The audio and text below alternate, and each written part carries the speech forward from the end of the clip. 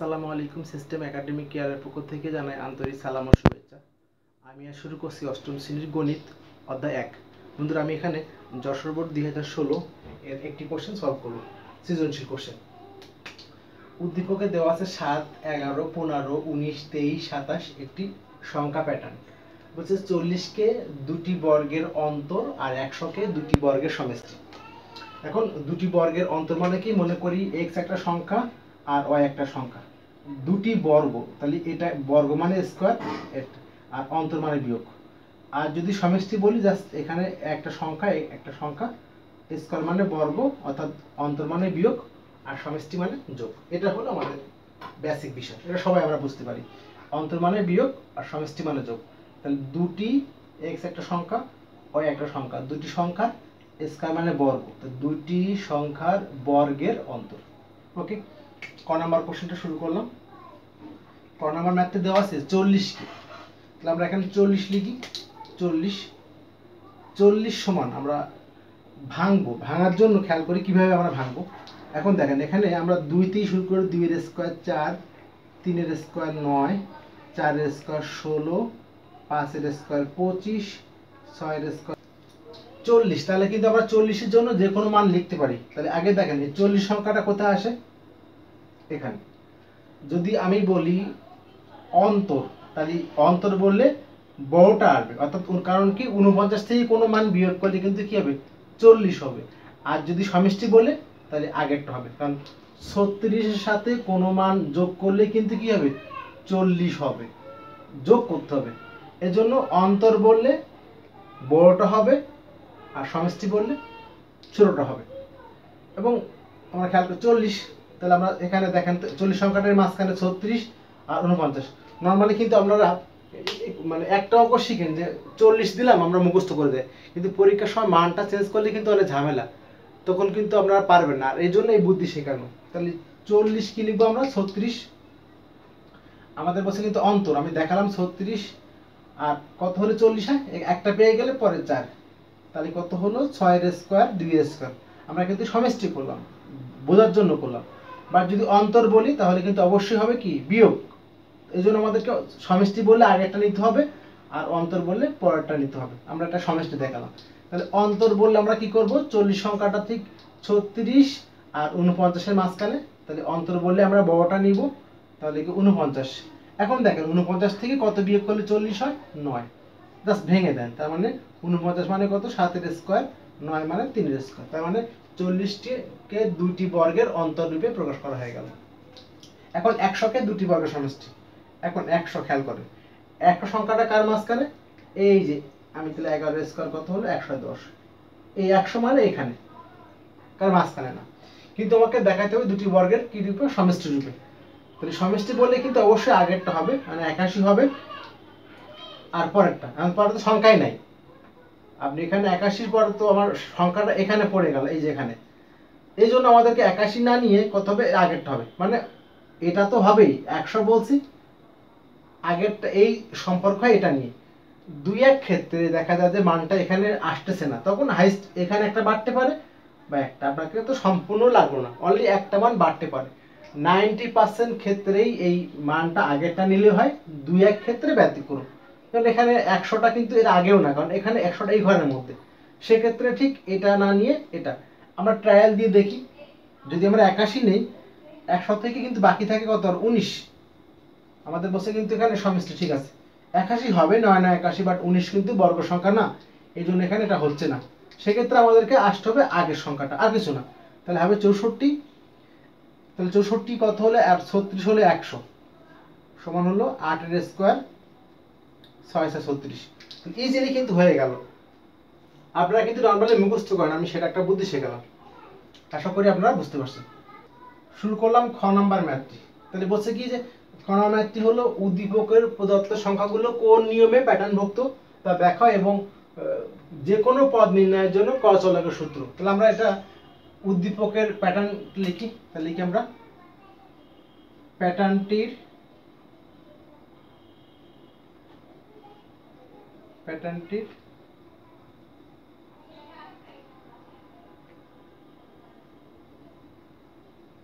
সংখ্যাগুলো হলো কত কত 7 11 15 19 7 11 15 19 23 27।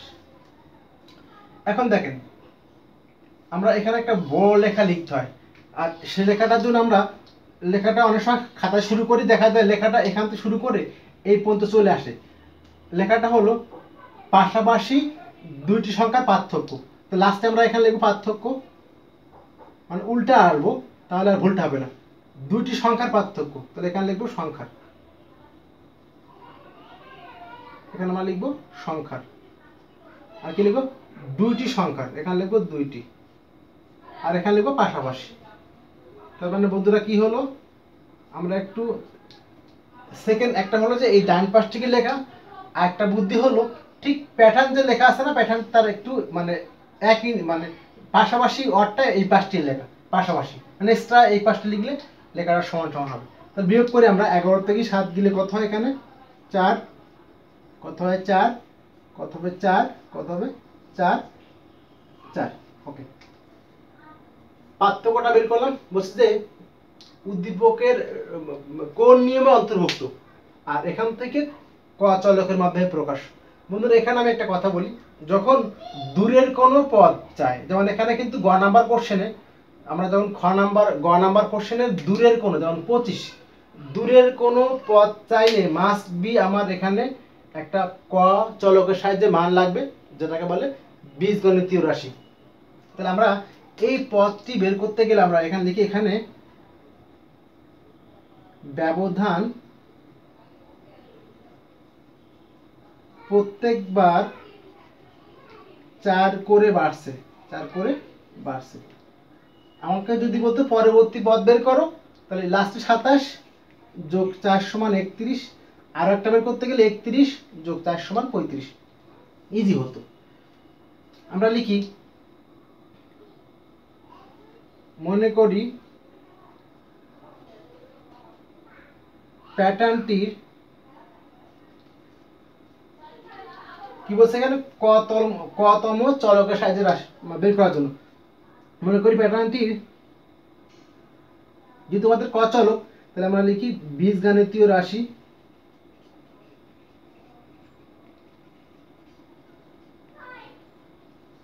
ফোর ক।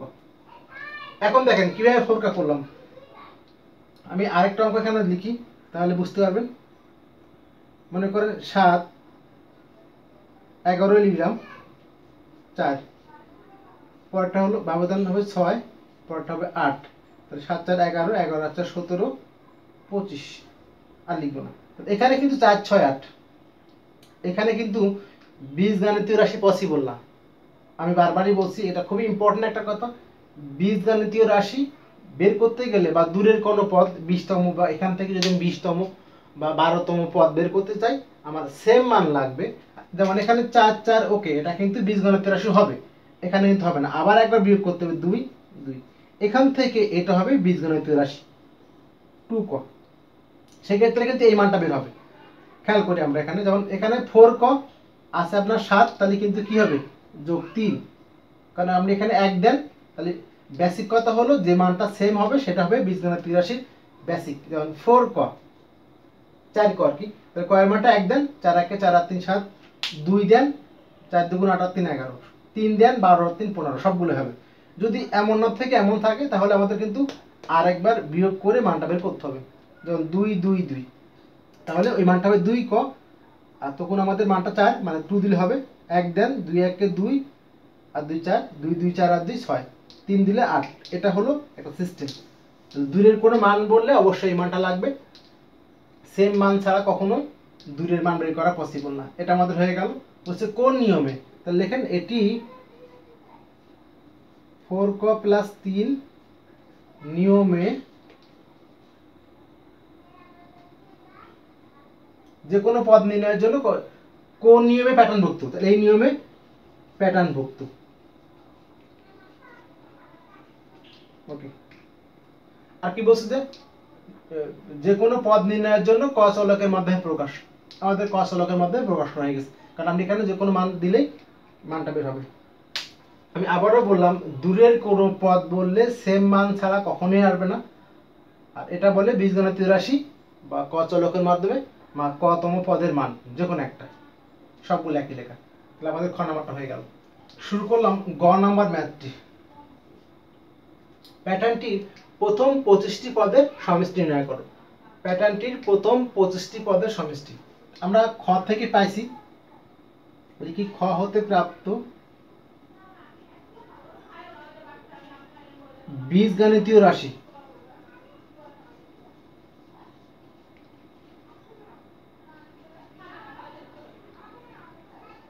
ফোর ক প্লাস 3, এটা আমাদের পাইছি, খ থেকে পেয়েছি। তাহলে 25টি পদের সমষ্টি, তাহলে 25টি পদের সমষ্টির সূত্রটা আমরা পরে লিখি। আমরা লিখি যে 25টি পদের সমষ্টি সূত্র হলো প্রথম পদ যোগ শেষ পদ,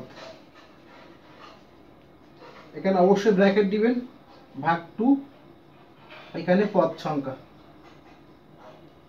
তাহলে এখানে দেখেন প্রথম পদ কত, প্রথম পদ ছিল 7, এই যে 7, এই যে শেষ পদের মানটা নাই, অর্থাৎ 25তম পদের মানটা নাই, এই জন্য আমাদের এখান থেকে 25 পদের মানটা বের করতে হবে। তাহলে এখানে অর্থাৎ 25তম পদ, তাহলে যেখানে ক ছিল সেখানে 25 হবে, আর কিছু না।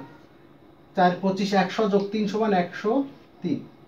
তাহলে এখানে লিখবো, আমি এই জন্য এই পদটা পরে করলাম বোঝার জন্য। তো আমি এটা কেন বের করব, যে পদের সমষ্টি বলে, যেমন 25 পদের সমষ্টি, ওইটা হলো শেষ পদ। এখানে হলো পদ সংখ্যা হলো কত, 25 ভাগ 2। এখানে কাটাকাটি হচ্ছে না, যোগ করি আমরা। 7 আর 103 হলো, আমাদের আগে যোগের কাজটা ক্লিয়ার করতে হবে। তাহলে 110 ভাগ 2 ইন্টু হলো 25, কাটেন 55, 55 গুণ 25 1375। আমি আবারও বললাম, আমার এখানে লাগবে হলো 25টি পদের সমষ্টি। তাহলে সূত্র হলো প্রথম পদ যোগ শেষ পদ। আসলে শেষ পদ মানে কি, যে মানটা চাচ্ছেন সেই মানটাই। তাহলে 25তম পদের মানটা এখানে, যেখানে ক ছিল সেখানে 25, 100 যোগ 3 103, অর্থাৎ 25 পদের সমষ্টি সমান প্রথম পদ যোগ শেষ পদ বাই 2 ইন্টু পদের সংখ্যা। তাহলে প্রথম পদের মানটা কত 7, আর শেষ পদটা কত 103 ভাগ 2, পদ সংখ্যা হলো 25। এটা আগে এখানে যোগ থাকলে এই মানটা ক্লিয়ার করতে হবে, যোগ করলে 110 ভাগ 2। আশা করি আপনারা বুঝতে পারছেন। সিস্টেম একাডেমি কেয়ার পক্ষ থেকে আন্তরিক সালাম জানাই শেষ করলাম আজকের মতো ক্লাস। আল্লাহ হাফেজ।